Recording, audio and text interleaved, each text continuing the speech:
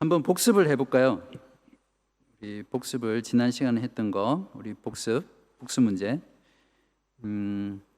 하이델베르크에서 온 세 사람에 대해서 적고 이 세 사람이 하이델베르크 요리문답의 작성에 어떻게 기여했는지 잠깐 옆에 사람하고 서로 답을 한번 나눠보십시오.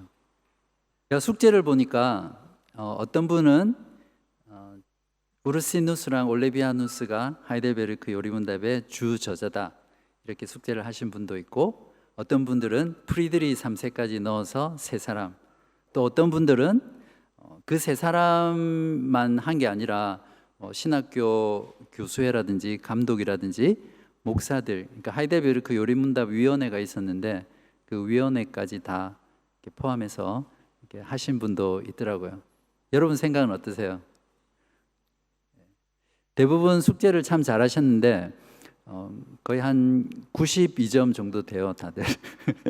되는데 이제 95점을 넘으려면 이제 그렇게 조사한 거 있잖아요. 그러니까 어떤 분은 카피 앤 페이스트 하신 분도 있는 것 같더라고요.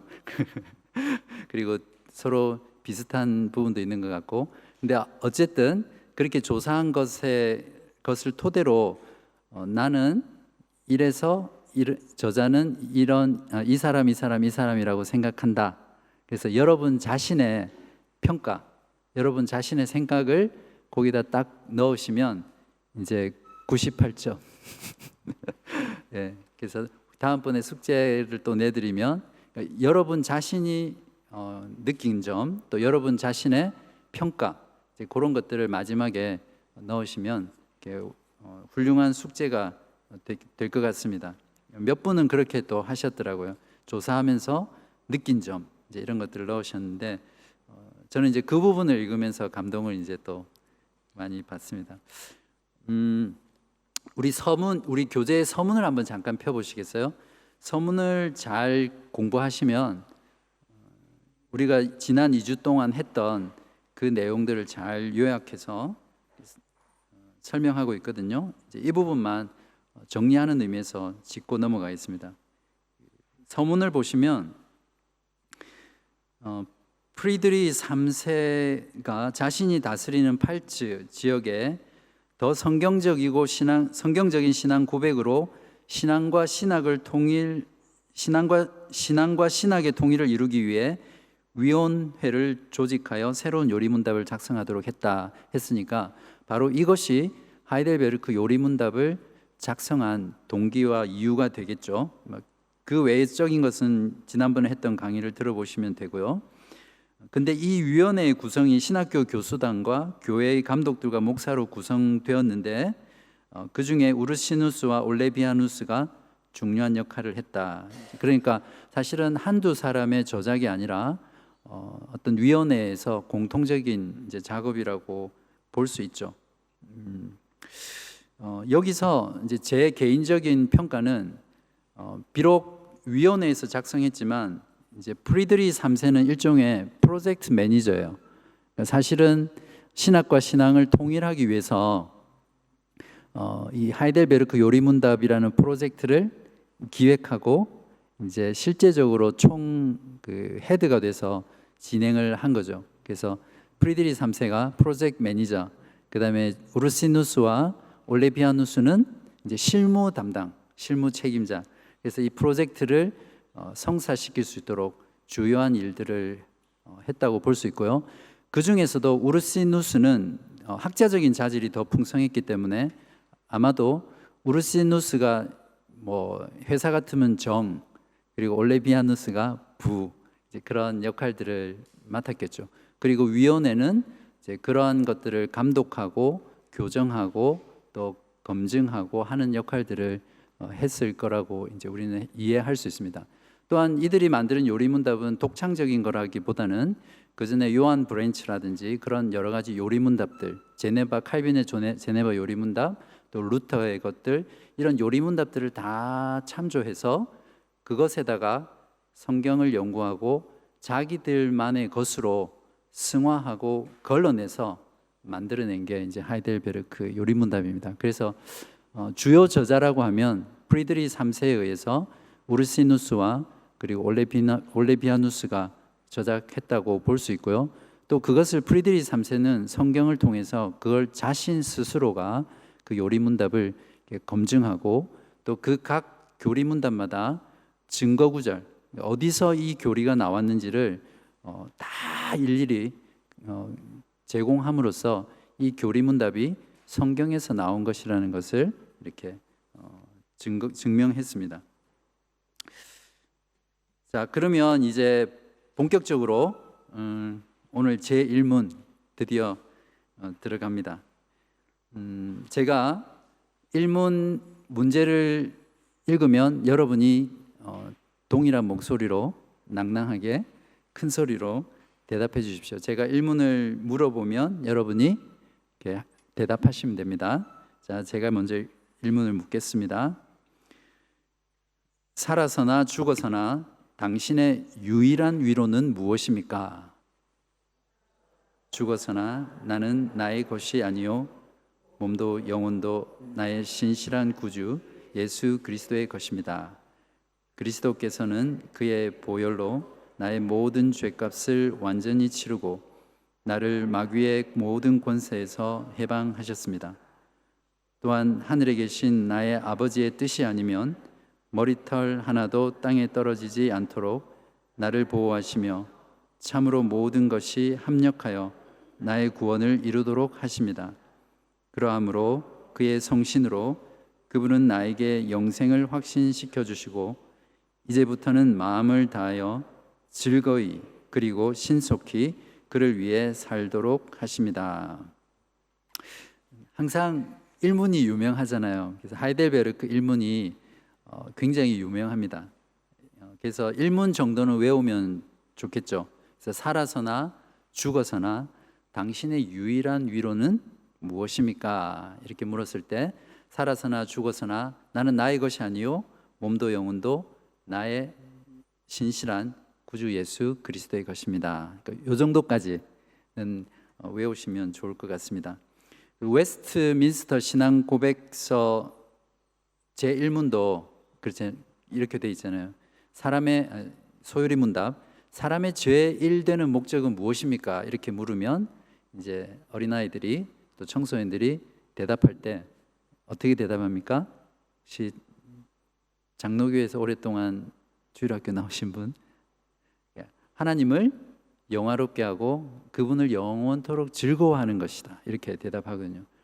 정말 아름다운 문장이죠. 사람의 존재의 목적은 하나님 그분의 영광을 위해서 살고 영화롭게 하고 그분을 영원토록 즐거워하는 것. 그러니까 죄로 인해서 타락한, 그래서 관계가 깨어진 인간이 예수 그리스도를 통해서 다시 하나님과 화목하게 되고 하나님의 그 창조한 원래의 형상을 회복한 인간은 하나님을 즐거워할 수 있거든요. 그래서 한 인간이 하나님을 즐거워하는 것이 하나님께 가장 큰 영광이 된다는 그런 내용입니다. 그래서 그것처럼 이 하이델베르크는 웨스트민스터 소요리 문답이나 이런 건 좀 딱딱하고 더 교리적인데요. 하이델베르크는 더 목회적이고 더 삶에 초점을 맞췄기 때문에 위로라는 말로 시작합니다. 그래서 사실은 하이델베르크 전체의 제목을 붙이자면 위로의 책이다, 이제 이렇게 표현할 수 있는 거죠. 위로라는 말의 뜻이 원래는 이제 독일어로 번역할 때 위로라고 번역했는데요. trust라는 독일어에서 번역한 단어입니다. 그래서 뭐 신뢰, 영어의 신뢰, trust 이제 이런 것과 같은 어근인데요.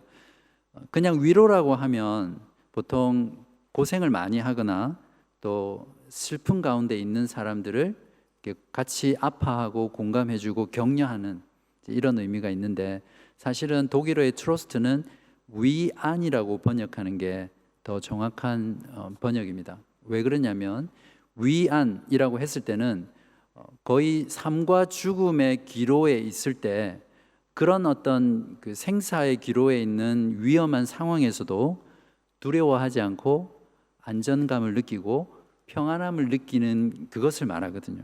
그래서 여기서 말하는 위로라는 것은 바로 그 위안에 해당하는 그 의미가 더 적합한 단어라고 할 수 있습니다. 제가 한번 여러분에게 질문을 던지고 싶어요. 한번 여러분의 지금까지 살아온 인생을 한번 쭉 되돌아보십시오. 되돌아보시면 필름이 막 감기죠. 보시면서 여러분의 인생 중에 위로가 가장 필요했던 때가 언제인지 한번 생각해 보십시오. 눈을 감으셔도 되고 아니면 벽을 보셔도 되고 한번 생각해 보십시오. 여러분의 인생 가운데 위로가 정말 절실하게 간절하게 필요했던 순간, 아직 나누지는 마시고요. 그때 여러분의 마음의 상태와 감정은 어떠하셨었어요? 사실은 어느 동네나 마찬가지지만 너무나 평화롭고 보이고 모두가 행복해 보이지만 그냥 이 주변에 아무 스트릿이나 가서 집집마다 다 들어가서 만약에 그 집의 상황을 알 수 있다면 문제 없는 가정이 없을 거예요. 그죠? 경제적인 문제, 관계의 문제, 또 건강의 문제, 또 사업의 문제, 또 마음의 문제, 정신적인 문제, 들어가 보면 문제투성이죠. 그러니까 그게 어떤 인간의 삶의 현실입니다. 그래서 모든 인간은 사실은 위로가 필요한 존재들이죠. 여러분은 그때 가장 위로가 필요했을 때 무엇이 가장 큰 위로가 되셨어요? 그리고 어떻게 그 순간들을 이겨내셨습니까?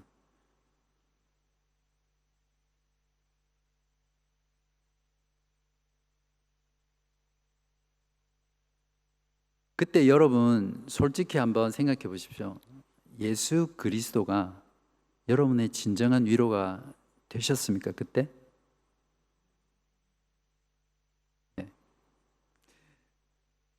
네.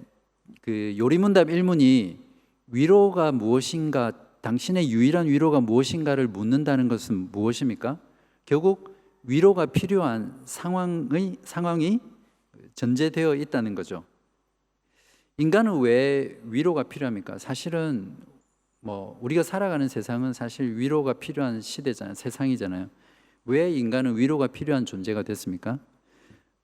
그건 성경에서 증거하기를 창세기 1장부터 6장까지 보면 낙원에서 쫓겨났기 때문이죠. 특별히 창세기 3장에 보면 왜 인간이 위안이 필요한 그런 존재로 전락했는지를 잘 보여주죠.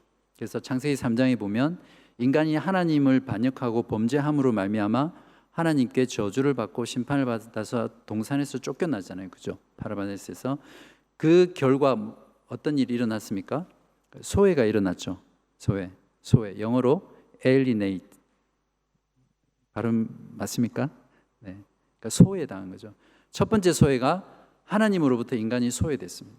두 번째 소외가 인간과 인간 사이에 소외가 일어난 거예요.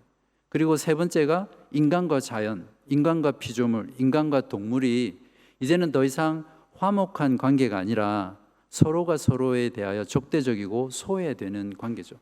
그래서 본질적으로 우리가 살아가는 이 인생 가운데 가지고 있는 모든 문제는 한마디로 말하면 소외입니다. 소외. 심지어는 자기 자신이 자기 자신에게 소외돼요. 그러니까 자기를 하나님이 나를 보는 관점으로 보지 못하고 자기를 저주하고 또 자기 자신을 낭망시키고 비참하게 만드는, 그러니까 결국 자기 자신으로부터도 소외되는 거죠. 그러한 인간 소외들이 일어나기 때문에 우리가 지금 겪는 모든 현상들이 바로 그것에서 나오는 거죠. 그러나 그 중에는 이 땅에서 삶이 참 평온해 보이는 분들도 있어요. 성경에도 나오지만 악인이 더 잘 되고 살도 찌고 그리고 죽을 때조차도 오래 살면서 평안한 그런 모습을 보면서 하나님의 백성이 막 하나님께 원망하잖아요. 시편에 보면 탄식하고. 그러나 그런 사람이라고 할지라도 그 사람이 죽어서 그 이후의 삶에 대해서는 진정으로 안전하다라고 할 수 없는 거죠. 그래서 요리문답 1문은 그냥 위로가 아니라 어떤 위로이어야 하는지를 우리들에게 묻고 있는데 무엇입니까? 살아 있을 때뿐만 아니라 죽었을 때도 변하지 않는 위로, 죽음 이후의 삶에서도 위로를 얻을 수 있는 그 위로를 물어보는 거예요. 그리고 또한 어떤 위로입니까? 여러 가지 위로가 있는 게 아니라 유일한 위로, 그 위로, the only comfort. 그러니까 하나의 위로밖에 없다는 거죠. 그 위로는 무엇입니까? 이렇게 묻는 겁니다. 제가 말씀을 전할 때 이 맵을 따라오시면 잘 이해가 됩니다. 제가 그 맵을 따라서 하고 있거든요. 자, 그렇게 어떤 위로입니까? 라고 물었을 때 대답이 무엇입니까? 첫 번째가 나는 나의 것이 아니라는 것입니다. 여러분 여기 보면 성경 구절이 다 나와 있거든요. 이렇게 펴셔가지고 제가 성경 구절 읽어주세요 하면 같이 읽어주십시오. 고린도전서 6장 19절에서 20절. 고린도전서 6장 19절에서 20절 같이 한번 읽어보겠습니다. 네, 시작. 너희 몸은 너희가 하나님께로부터 받은 바 너희 가운데 계신 성령의 전인 줄을 알지 못하느냐. 너희는 너희 자신의 것이 아니라 값으로 산 것이 되었으니 그런즉 너희 몸으로 하나님께 영광을 돌리라. 몸도 영혼도 내 것이 아니라는 것입니다. 즉 이 말은 무엇이냐면 우리의 전 존재가 내 것이 아니라는 거죠. 즉 내 몸과 내 영혼이 내 것이라는 소유권을 내가 주장할 수 없다는 겁니다. 이게 여러분에게 위로가 됩니까? 내 몸이 내 것이 아니라는 거, 내가 내 것이 아니라는 게 왜 위로가 되죠? 사실은 뒤에 나오면 그게 내 몸이 내 것이 아니라 예수 그리스도의 것이라는 것에서 이제 사실은 중요한 포인트가 있는데요. 내 몸이 내 것이 아니기 때문에, 내 영혼이 내 것이 아니기 때문에 우리는 내 몸을 마음대로 할 수가 없습니다. 그렇잖아요. 그래서 자기 몸을 자해한다든지 학대한다든지 더 나아가서 나의 생명을 내 스스로 해하는 것은 그것은 내가 내 몸의 주인이라는 거잖아요. 뭐 안락사라든지 또 낙태라든지 이런 문제도 결국 그 인간의 생명이 하나님 것이 아니라 내 것이라는, 내 몸인데 내가 마음대로 왜 못하느냐라는 그런 의식들이 깊이 뿌리에 박혀 있는 거죠.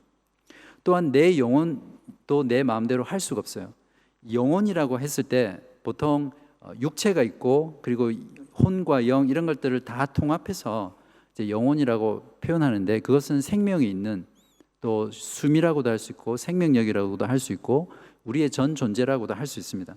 그렇기 때문에 자기를 정죄하거나 자기를 비하하거나 자기를 증오하거나 심지어는 마음으로 걱정하고 염려하고 미워하고 두려워하고 낭망하는 것도 사실은 내 마음대로 해서는 안 되는 거죠.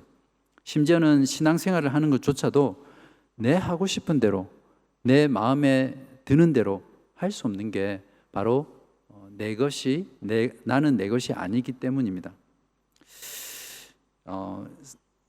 내 몸이 내 것이 아니기 때문에 사실은 다른 사람의 몸과 영혼은 더 말할 것도 없겠죠. 내 몸도 내 것이 아닌데, 내 영혼도 내 것이 아닌데 다른 사람의 몸과 영혼을 얼마나 소중히 여기고 또 존중해 줘야 되겠습니까? 내 것이 아니고 누구의 것입니까? 바로 예수 그리스도의 것. 그래서 나의 소유주는 누구요? 예수 그리스도. 고린도전서 3장 23절입니다. 로마서 14장 8절입니다. 우리가 살아도 주를 위하여 살고 죽어도 주를 위하여 죽나니 그러므로 사나 죽으나 우리가 주의 것이로다. 아멘. 고린도전서 3장 23절에는 너희는 그리스도의 것이요 그리스도는 하나님의 것이니라. 즉 우리가 하나님의 것이라는 거죠. 디도서 2장 14절은 그가 우리를 대신하여 자신을 주심은 모든 불법에서 우리를 속량하시고 우리를 깨끗하게 하사 선한 일을 열심히 하는 자기 백성이 되게 하려 하심이라. 그냥 이 성경 구절만 읽어도 그냥 너무 좋죠. 그죠?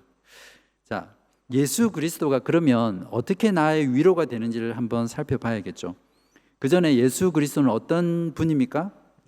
요리문답에 보면 나의 예수 그리스도입니다. 너의 예수 그리스도라고 안 되어 있습니다. 신앙은 결국 관계이기 때문에 다른 사람의 예수 그리스도일지라도 나의 예수 그리스도가 되지 못할 수 있거든요. 그런 경우는 예수 그리스도의 그 죽으심과 모든 생명의 은택이 나와는 상관이 없는 거죠. 그래서 요리문답은 나의 예수 그리스도, 신실한 예수 그리스도, 약속에 충실하시는 그 예수 그리스도죠. 구주 예수 그리스도. 이제 요리문답 뒤에 가면 구주가 무엇인지, 구원자, 예수는 예수 그리스도의 인성을 말하는 거죠. 이 땅 가운데 성육신 하셔서 공생애를 사시고 십자가에 죽으시고 부활하신 그 예수님의 인성적인 부분을 말하고, 그리스도는 기름 부음 받은 자, 메시아라는 이제 예수님의 타이틀이에요. 제가 신정호 목사라고 했을 때 신정호는 예수라는 그 부분에 해당하고, 목사라는 직분 타이틀은 그리스도에 해당하는 거죠. 그래서 나의 주 신실하신 예수 그리스도, 그분이 우리의 위로가 되는, 우리가 그분의 것인 바로 그 예수 그리스도입니다. 그래서 그분이 어떤 분인지를 요리문답은 이렇게 5가지로 아주 짧은 문장 같지만 이 안에 놀라운 성경의 가르침들이 이렇게 콱콱콱 이렇게 쌓여 있습니다. 바로 그분이 우리의 주님이고요. 그 주님이 이제 나를 위해 무엇을 행하셨는지, 즉 예수 그리스도의 사역이죠. 그분이 나의 위로가 되기 위해서, 내가 그분의 것이라는 그 사실이 어떻게 위로가 되는지를 알기 위해서는 그분이 우리를 위해서 무엇을 행하셨는지를 알아야 되겠죠.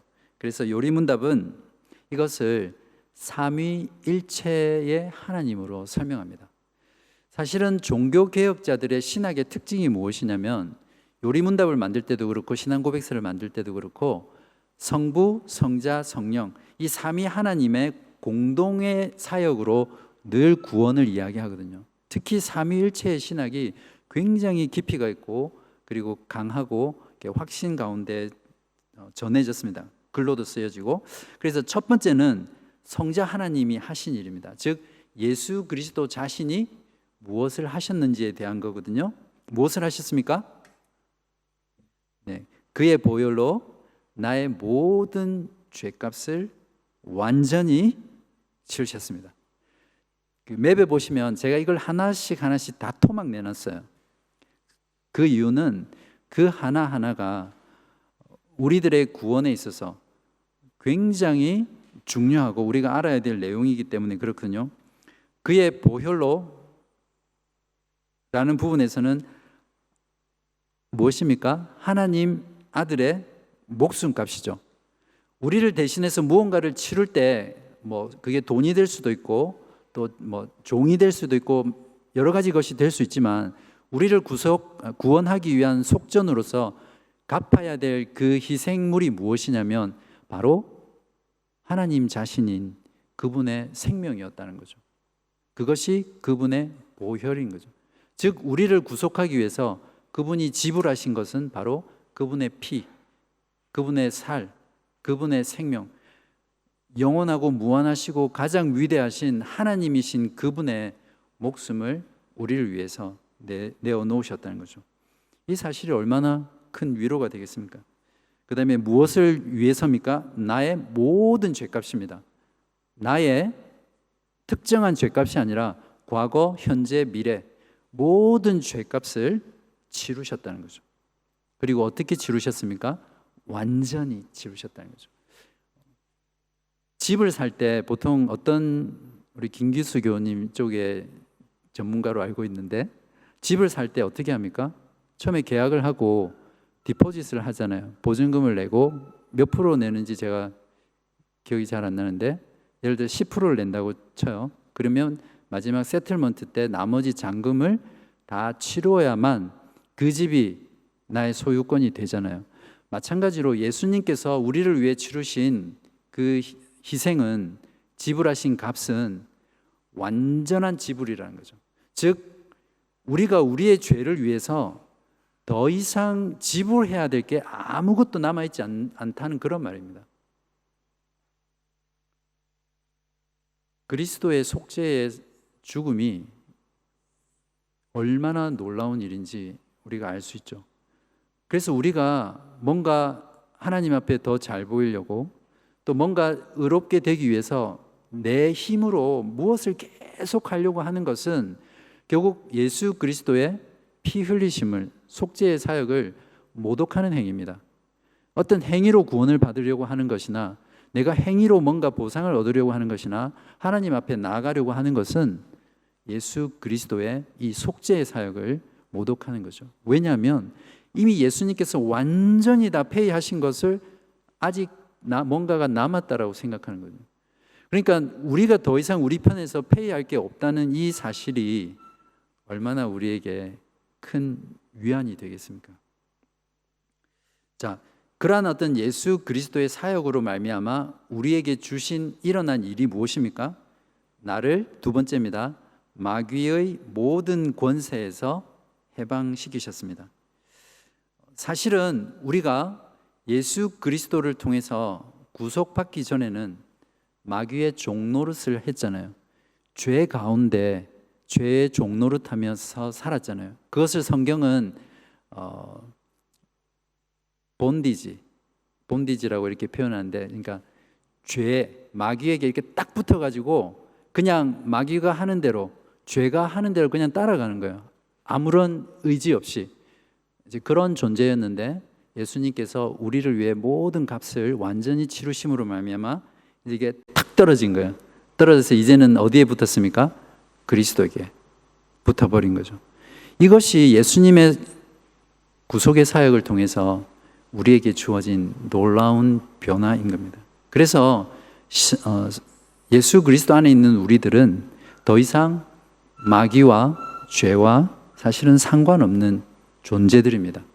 비록 우리가 육신을 입고 있기 때문에 여전히 죄 가운데 또 살아가지만, 사실은 그 죄가, 그 죄로 인해서 우리가 죽음을 맞이하거나 그 죄가 우리를 지배하고 우리의 삶을 끌고 갈 수 없다는 거죠. 왜냐하면 예수 그리스도께서 우리를 그분의 죽으심으로, 피값으로 우리를 완전히 마귀의 세력에서 또 권세에서, 통치에서 해방시키셨기 때문입니다.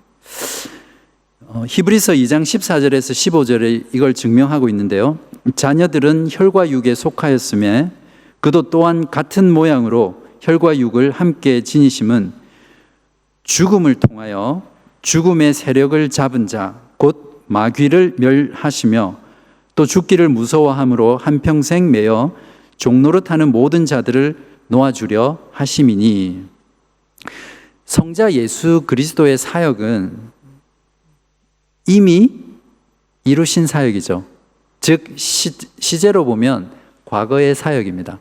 과거에 우리를 위해서 이미 행하신 그 사역입니다. 자, 두 번째는 이제 성부 하나님의 사역인데, 첫 번째가 나를 보호하시는 것이고, 그 다음에 나를 이제 구원하시는 것입니다. 그래서 하늘 아버지의 뜻을 따라 머리털 하나도 땅에 떨어지지 않도록 모든 것이 합력하여 나의 구원을 이루신다라고 성부 하나님의 행하신 일, 사역을 이렇게 말씀하고 있습니다. 로마서 8장 28절을 한번 다 같이 읽어볼까요? 이거는 다 외우시는 부분이 아닐까 싶은데요. 시작. 우리가 알거니와 하나님을 사랑하는 자, 곧 그의 뜻대로 부르심을 입은 자들에게는 모든 것이 합력하여 선을 이루느니라. 즉 성부 하나님이 하신 일은 예수 그리스도의 그 사역을 통해서 구원받은 우리들을 어떻게 해요? 우리들을 보호하시는 것입니다. 그걸 이제 조금 교리적인 말로 섭리라고 그렇게 표현하거든요.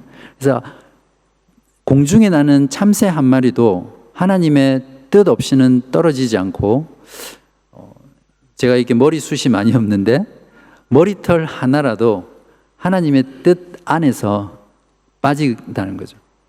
그건 무엇을 말하느냐면 이 세상에 돌아가는 모든 것들이 하나님의 주권 가운데 하나님의 뜻 안에서 일어난다는 거예요. 하나님이 다 통치하신다는 거죠. 심지어는 악조차도 하나님의 허용이나 하나님의 뜻 없이는 일어날 수 없는 일입니다. 그러한 하나님의 섭리와 하나님의 능력으로 우리를 보호하신다는 거죠. 이게 우리들에게 얼마나 큰 위로를 주겠습니까? 특별히 우리가 살아가면서 고통의 순간, 고난의 순간, 또 나에게 닥친 이 재난과 고통들이 도무지 나의 이성으로는 이해할 수 없는 그런 순간에 이 하나님의 섭리를 믿는 신앙, 하나님께서 모든 것을 주권적으로 역사하시고 운행하시고 그것으로 나를 보호하신다는 이 믿음이 있을 때, 이 섭리의 신앙이 있을 때 우리는 고통의 이유를 모르는 그때에도 하나님을 신뢰하고 하나님을 의지하면서 그 안에서 평안을 누릴 수 있는 거죠.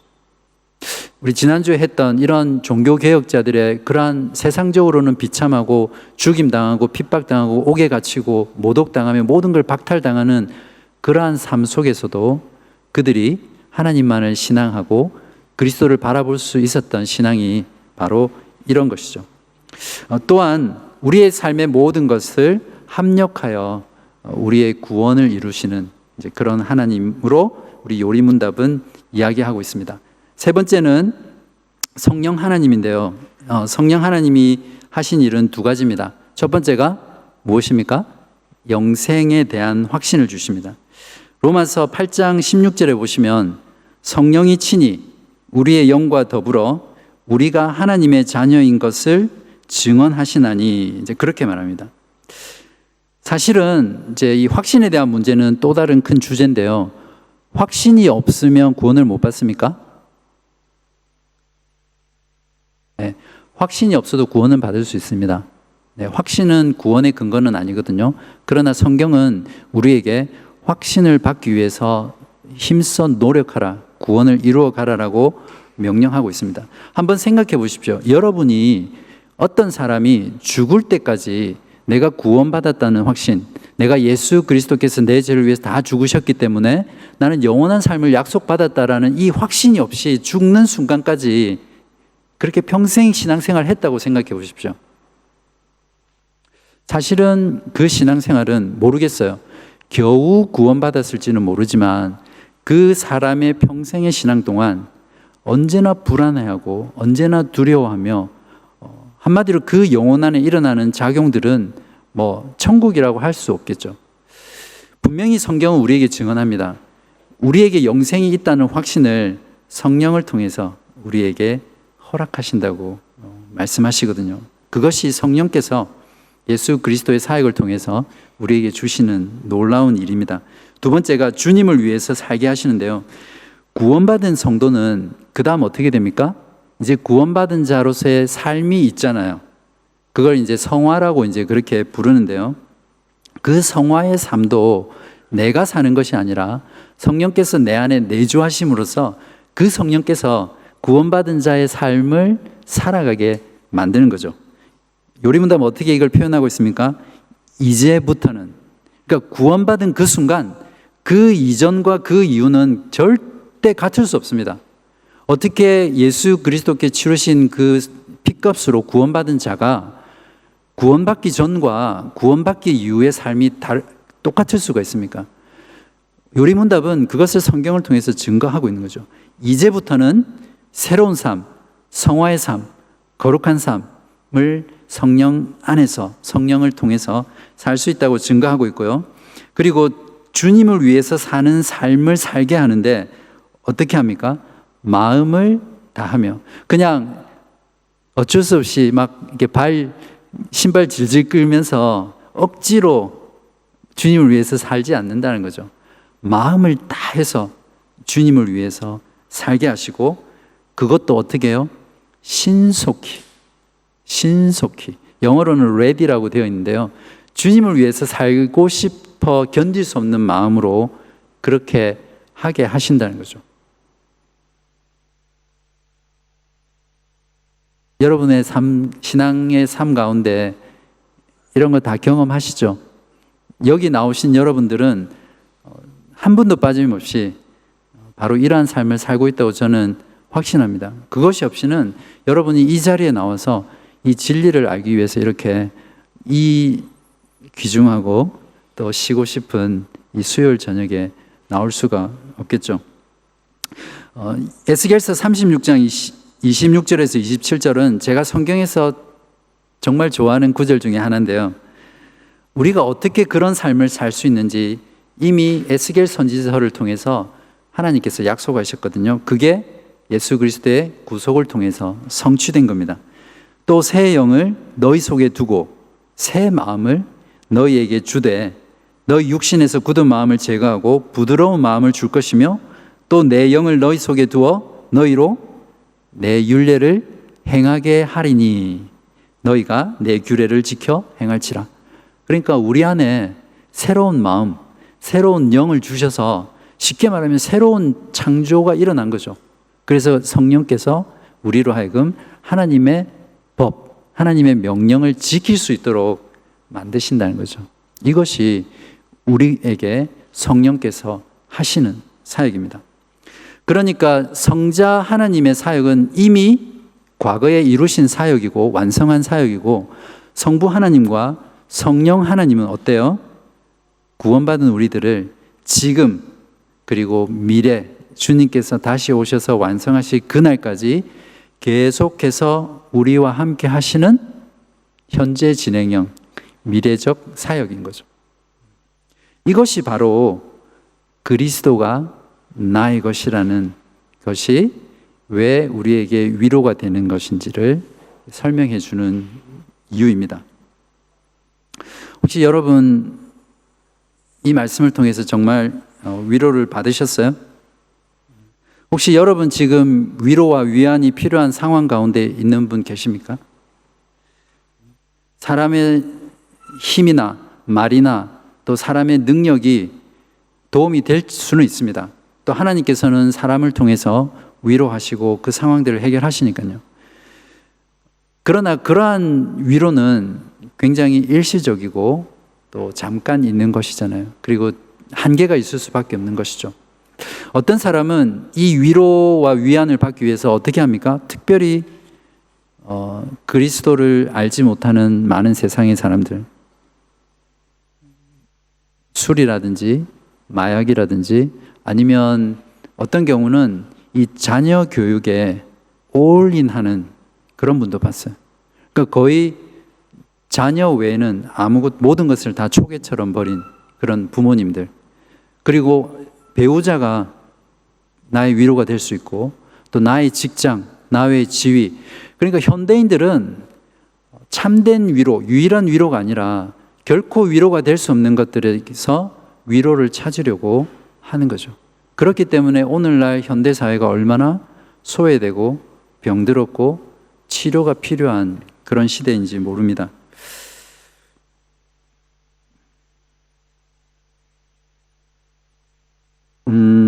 이문까지만 하고 제가 쉴게요. 자, 이런 위로를 여러분은 받고 계시죠? 자, 이런 위로 가운데서 진정으로 복된 인생으로 살고 죽기 위해서 당신은 무엇을 알아야 합니까? 로 이제 이문이 시작되는데요. 세 부분을 알아야 된다고 되어 있거든요. 여러분이 한번 답을 해보시겠습니까? 자, 시작. 나의 죄와 비참함이 얼마나 큰가? 나의 모든 죄와 비참함으로부터 어떻게 구원을 받는가? 참 하나님께 어떻게 감사를 드려야 하는지 알아야 합니다. 구원받은 자의 삶을 감사로 요약하라. 자, 세 부분을 알아야 된다고 했는데 지난 시간에 제가 이제 구조를 말하면서 설명을 드렸죠. 그래서 구원이 필요한 상황, 그러니까 나의 죄와 비참이 얼마나 큰가를 사실은 알아야만 정말 나에게 구속주가 필요하고 예수 그리스도가 필요하구나, 구원을 갈망하게 되겠죠. 그리고 그 구원에 관해서 지난 시간에 말씀드린 대로 모든 사람이 예수 그리스도의 이런 은혜를 받는 게 아니라고 그랬죠. 어떻게 받는다고요? 참된 믿음으로 받는데, 참된 믿음은 확실한 지식과 굳건한 신뢰, 이 두 가지가 있어야 된다라고 말을 하고 있고요. 확실한 지식은 사도신경에 잘 요약되어 있다. 그래서 사도신경은 성부 하나님과 우리의 창조에 대해서, 성자 하나님과 우리의 구원에 대해서, 성령 하나님과 우리의 성화에 대해서 이렇게 나누어져 있고, 굳건한 신뢰는 즉 믿음이 어떻게 발생하는가, 믿음은 어디서 생기는가에 대한 부분이거든요. 무엇이죠? 거룩한 복음의 설교와 성례와 권징을 통해서. 이게 2부의 내용입니다. 그리고 3부는 구원받은 자의 삶을 딱 하나로 요약하면 무엇이냐면 감사하는 삶이라고 요약하고 있습니다. 즉 구원받은 자는 그런 죄와 비참해서 구원을 받은 사람은 반드시 구원받은 자의 삶을 살게 되어 있는데, 구원받은 자의 삶을 한마디로 요약하면 뭐라고요? 감사. 그러니까 여러분이 지금 구원받은 자로서 살아가는 삶은 감사하는 삶이어야 한다는 거죠. 근데 이 감사하는 삶은 두 가지로 나누죠. 그러니까 선행과 율법이 있는데, 율법에 있는 내용을 이제 회개라고 보고, 회개에서 십계명, 그리고 기도 부분에서 기도하는 삶에 대해서 주기도문, 이렇게 해서 요리문답은 구성되어 있습니다.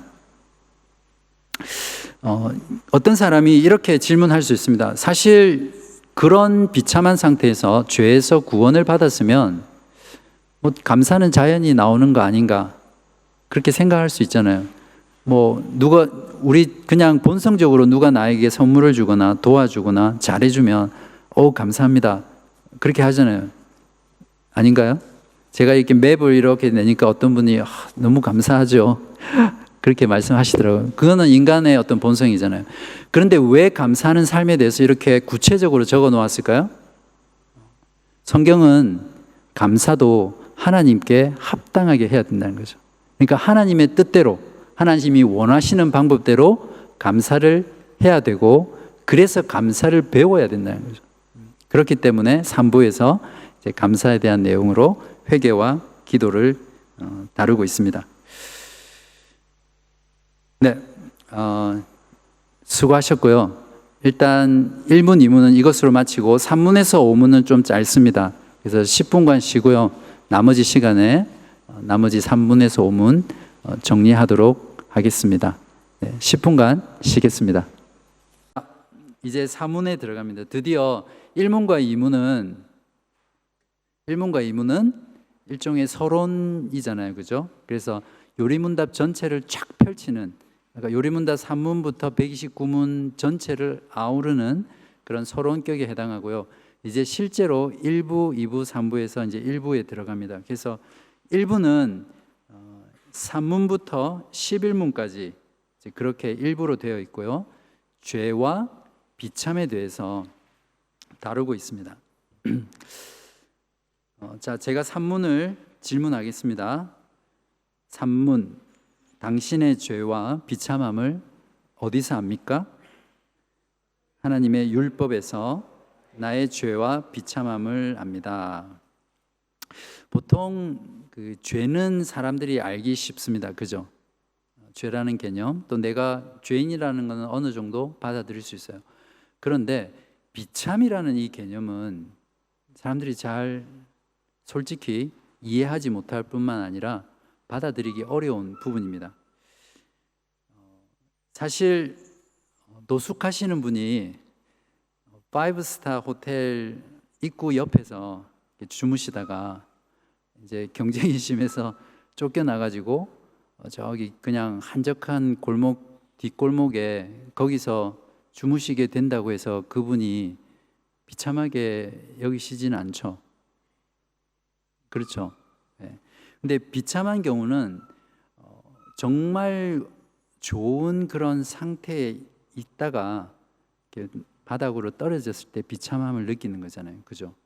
마치 그 탕자처럼 아버지에게 있을 때는 정말 아버지가 부유하고 종들이 많아서 참 많은 것들을 누렸는데 그 아버지 상속을 미리 다 재산을 받아가지고 먼 타국에 가서 다 탕진하고 나중에 돼지 주염 열매 먹으면서 이제 아버지 집에 진짜 품꾼이라도 좋으니까 다시 돌아가고 싶다 이렇게 할 때 그 탕자가 느꼈던, 둘째 아들이 느꼈던 그 마음이 이제 비참이겠죠. 그 인간의 비참은 사실은 죄로 인해서 낙원으로부터 쫓겨나면서 이제 생긴 거죠. 하나님이 처음 인간을 만드시고 에덴 동산에 거주하게 하셨을 때 그 상태를 한번 생각해 보십시오. 말 그대로 파라다이스였잖아요. 모든 것이 완전히 조화를 이루며 서로 평화의 관계 있고 하나님이 창조하신 모든 창조물들을 인간에게 위임해서 다스리게 하고 이름을 지어주게 하고 그런 통치자로서 살았던 그런 낙원에서 쫓겨난 그 땅에서 삶이 바로 이제 비참함인 거죠. 그래서 독일 말로 이 비참이라는 이 단어가, 그러니까 하이델베르크가 독일어로 써졌잖아요. 출간됐잖아요. 비참이라는 단어가 엘랜드라는 단어인데요. 땅에서 추방되다 이런 의미입니다. 그러니까 결국 이 요리문답의 저자들은 위로라는 단어와 비참이라는 단어를 서로 대조시키고 있는 거죠.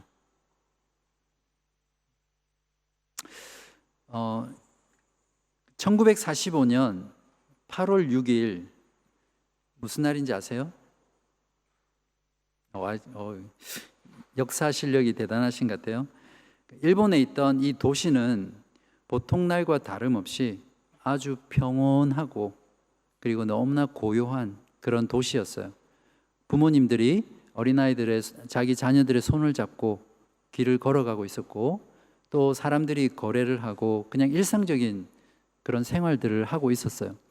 그러나 이 도시 사람들은 조금 후에 그 도시에 일어날 엄청난 재앙을 전혀 알지 못한 채 그냥 일상 속에서 살아갔던 거죠.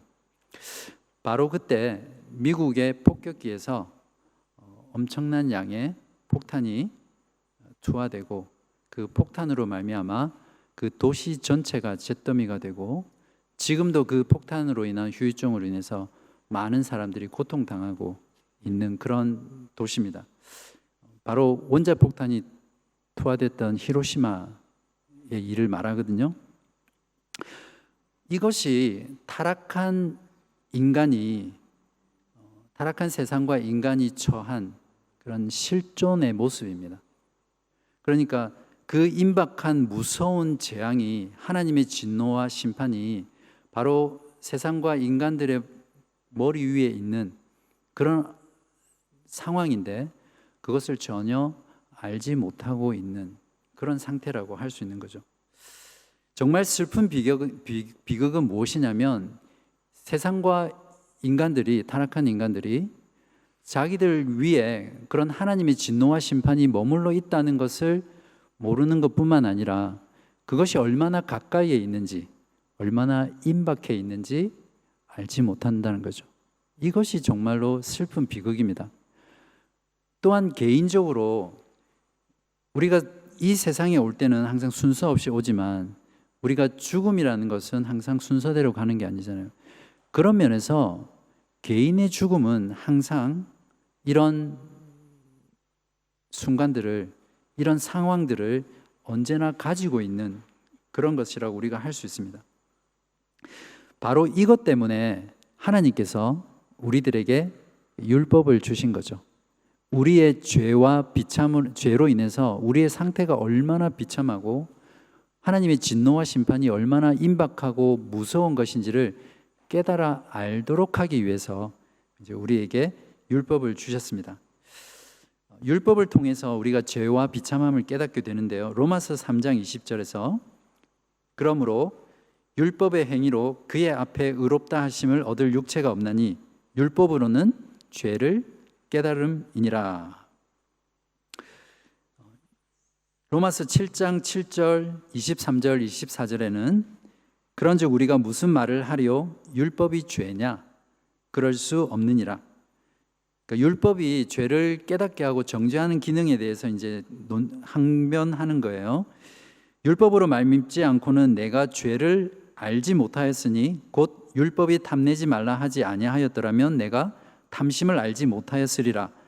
내 지체 속에서 한 다른 법이 내 마음의 법과 싸워 내 지체 속에 있는 죄의 법으로 나를 사로잡는 것을 보는도다. 오라, 나는 곤고한 사람이로다. 이 사망의 몸에서 누가 나를 건져내라. 그러면 율법이 없는 사람들은 면제됩니까? 율법이 있는 사람은 이 율법이 정죄하고 죄를 깨닫게 하니까, 율법이 있어야 그 죄가 되니까, 율법이 없는 사람 경우에는 사실은 정죄할 수 없잖아요. 로마서 2장 14절에서 25절은 이렇게 말합니다. 율법 없는 이방인이 본성으로 율법의 일을 행할 때에는 이 사람은 율법이 없어도 자기가 자기에게 율법이 되나니 이런 이들은 그 양심이 증거가 되어 그 생각들이 서로 혹은 고발하며 혹은 변명하여 그 마음에 새긴 율법의 행위를 나타내니라. 무엇을 말합니까? 율법이 없는 사람도 그 안에 양심이 있어서 그 양심이 자기에게 율법이 된다는 거죠. 하나님을 모르는 사람들, 성경을 믿지 않는 사람들도 양심이 있잖아요. 그래서 뭔가 잘못하면 죄책감 느끼고 또 괴로워하고 그러잖아요.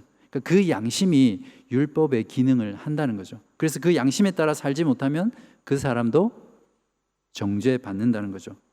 근데 중요한 건 여기서 우리가 알아야 될 게 뭐냐면, 이 양심이 율법의 기능을 하지만 이 양심은 온전한 율법의 기능을 하지 못합니다. 왜 그렇습니까?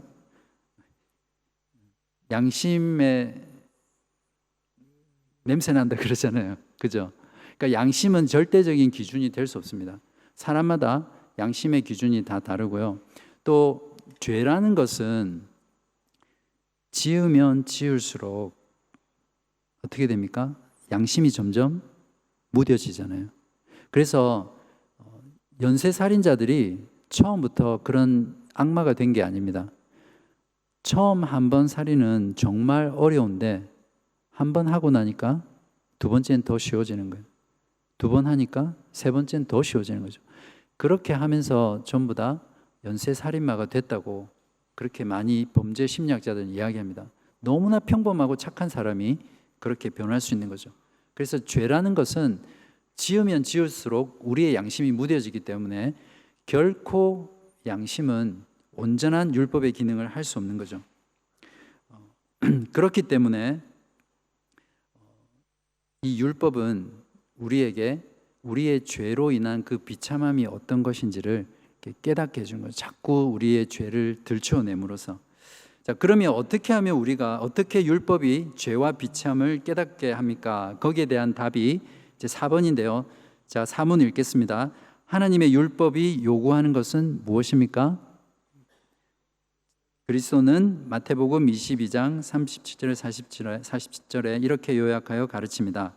내 마음을 다하고 목숨을 다하고 뜻을 다하여 주 너의 하나님을 사랑하라 하셨으니 이것이 크고 첫째 되는 계명이요 둘째는 그와 같으니 내 이웃을 내 몸과 같이 사랑하라 하셨으니 이 두 계명이 온 율법과 선지자의 강령이니라. 자, 두 계명의 이 율법이 요구하는 것이 요약되어 있다고 했는데 첫 번째가 무엇이죠? 주 너의 하나님을 사랑하라. 이 모든 감정을 해서 하나님을 사랑하라고 명령하고 있습니다. 두 번째 목숨을 다하라고 되어 있는데 여기서 목숨은 영어로 soul입니다. soul. 즉 의지적 영역을 이야기하거든요. 그러니까 우리가 하나님을 사랑할 때 우리의 모든 의지를 다하여서 하나님을 사랑해야 합니다. 심지어는 우리 마음 가운데 하나님을 사랑하는 그 마음이 샘솟지 않는 그 순간에도 우리의 의지를 다해서 하나님께 적극적으로 행동하라는 것. 세 번째, 뜻을 다하여는 영어로 mind인데요. 지성을 얘기합니다. 그래서 우리의 모든 지적인 사고와 지적인 행동들이 하나님을 알기를 선호하고 하나님을 알기 위해서 수고하는 거죠. 지금 여러분들은 마인드로 여러분의 마음을 다해서 하나님을 사랑하는 옳지 아프진 않죠. 재밌죠. 어쨌든 이런 말씀의 지식을 통해서 지금 하나님을 사랑하고 있는 거죠. 어떤 종교도 목사가 이렇게 말했습니다. 무지는 헌신을 낳는 것이 아니라 이단을 낳는 거예요. 그래서 우리가 신앙의 지식을 온전히 철저하게 바르게 깊고 넓게 알지 못하면 거기서 참된 의심이 나오습니다. 제대로 알지 못하고 열심을 내는 것은 결국 맹종이나 비난을 나올 수 있는 그런 위험에 있습니다.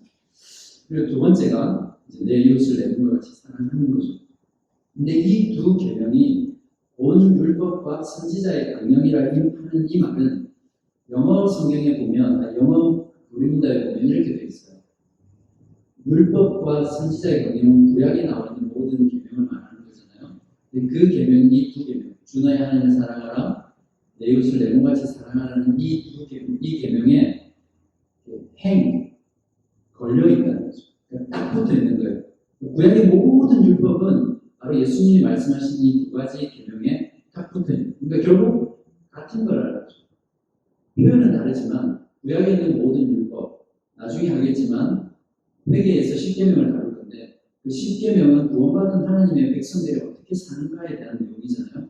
그런 모든 율법, 선지자들이 명령했던 모든 가르침들이 바로 이 두 계명, 이 율법에 붙어 있다. 그게 이제 온 율법과 선지자의 강령이라는 말입니다.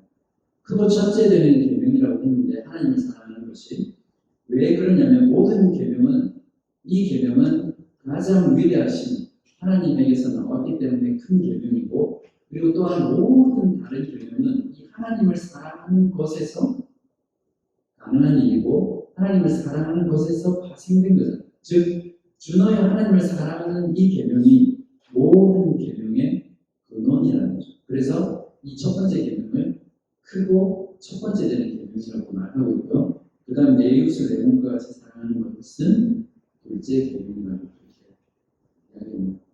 결국 이 두 계명이 우리 율법인데요. 우리에게 요구하는 것이 무엇입니까? 온전함입니다. 온전함. 레위기 19장 2절에 보면 너는 이스라엘 자손의 온 대중에게 말하여 이르라. 너희는 거룩하다. 이는 나 여호와 너희 하나님이 거룩함이니라. 똑같은 말씀을 예수님께서 마태복음 5장 48절에서 이렇게 말씀하십니다.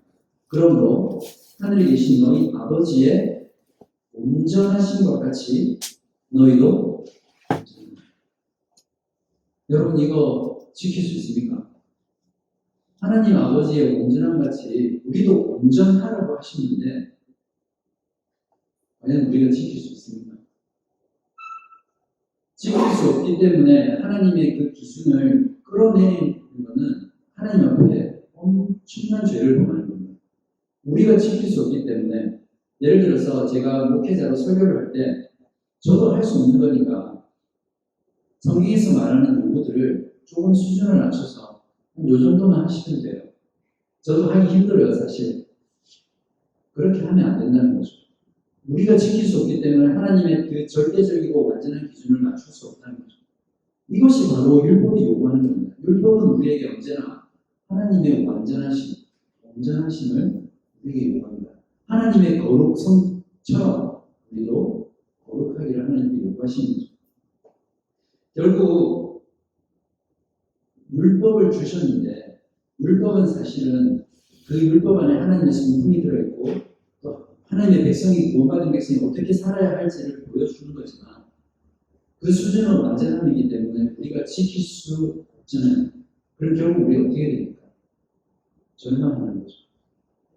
우리는 무슨 수를 써도 하나님의 율법이 요구하는 바를 만족시킬 수 없고 지킬 수 없게 되는 거죠.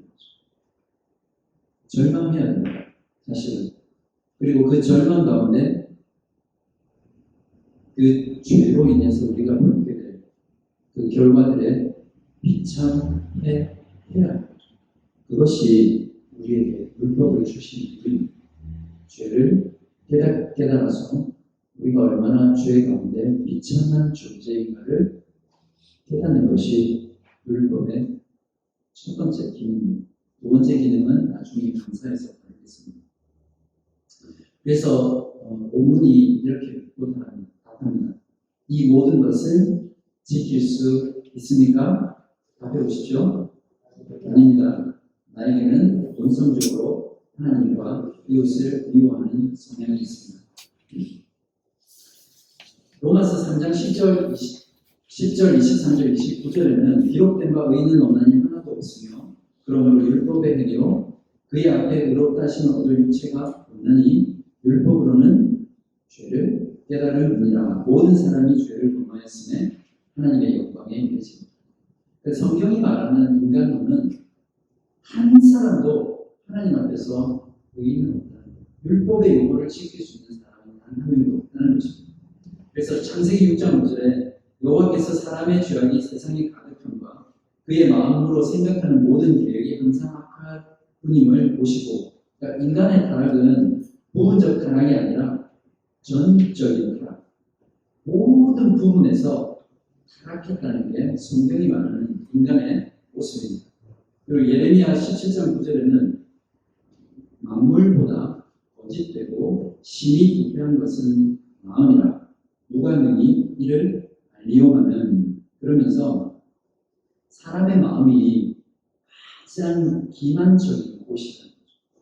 여러분 주변에 저 사람은 뭐 없이도 잘 살아, 너무 착해, 너무 선해, 예수님 안 믿는 것 빼고는 저 사람 전부 가야 돼, 그런 사람 있죠. 그런데 그런 사람조차도 그 마음속에 들어가 보면 얼마나 부패하고 얼마나 더럽고 얼마나 추악한지 모른다는 게 성경의 증언입니다. 그런 생각을 해봤습니다. 만약에 우리 마음의 부패 정도에 따라서 냄새가 밖으로 난다고 생각해 보십시오. 물론 사람마다 부패의 정도는 다르죠. 저희 집에도 애들이 막 먹고 안 치우고 그러면 싱크대에서 한 이틀만 지나면 그 음식 상한 냄새 정말 지독하거든요. 한 2m는 한 3, 4m 가는 것 같아요. 근데 우리들 마음의 그 부패의 냄새가 나온다고 생각해 보십시오. 아마 제가 이렇게 지나가면 전부 다 여러분 호흡 맞고 아마 인상을 찌푸릴 거예요. 그리고 여러분이 서로 앉아있지도 못해요. 너무 심했나요, 제가? 정말 그렇습니다. 하나님만이 우리의 중심을 아시기 때문에 우리가 얼마나 부패한지 알죠. 우리의 생각과 우리의 마음과 우리의 악독함과 시기심과 질투와 원망과 이기적인 이런 모든 마음들이 사실 우리 마음속에 있잖아요. 저는 그렇습니다. 그게 바로 우리 인간의 마음이라는 거죠. 그러니까 결국 우리들의 상태가 얼마나 비참한 상태입니까? 그래서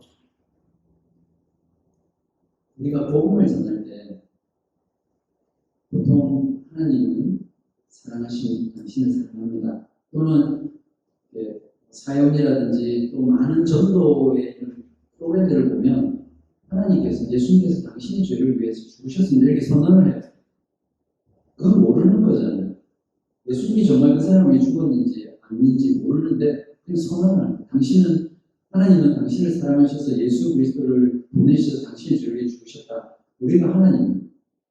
참된 복음은 바로 우리가 이 죄로 인해서 율법을 지킬 수 없는 그런 상황 속에서 얼마나 비참한 존재인지, 얼마나 비참한 상태에 있는지를 철저하게 선포하고 가르칠 때만이 참된 복음을 전하는 거예요.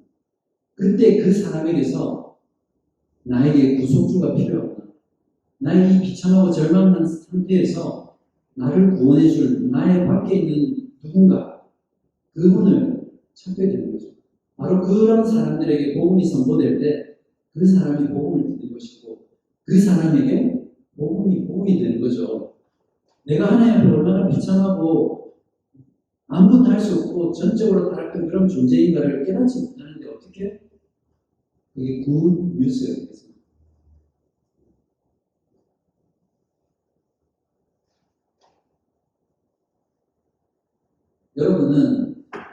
여러분이 믿으실 때를 한번 돌아보시기 바랍니다.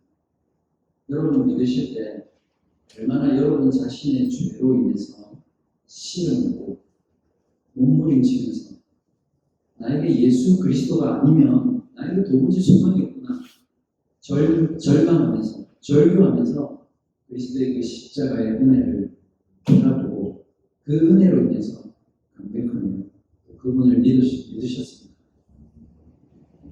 그러한 여러분의 처음 사랑을 돌아보시고 또 회개라는 것은 처음 예수 믿을 때 한번 하는 행위가 아니잖아요. 마틴 루터도 회개는 신자의 평생의 삶의 모습이라고 했거든요. 우리가 매주일 회개 기도하지만 그 회개 기도 속에 정말 우리의 그 죄성, 우리의 부패한 마음, 우리의 죄를 생각하며 하나님 아버지 앞에 간절히 나아가면서 그리스도께서 우리를 위하여 나를 위하여 하신 그 속의 사역에 감격하고 기뻐하며 감격하고 있습니다. 그러한 부분들을 우리가 본문에서 실은 사이 죄와 비참에 대해서 알게 될 때 정말 우리 구원자 되신 예수 그리스도의 구원이 얼마나 놀라운지 그것이 왜 복된 소식인지 깊이 깨달아 알 수 있을 것입니다. 이러한 부분들을 우리가 기억하면서 오늘 마치도록 하겠습니다. 제가 기도하고 마치겠습니다.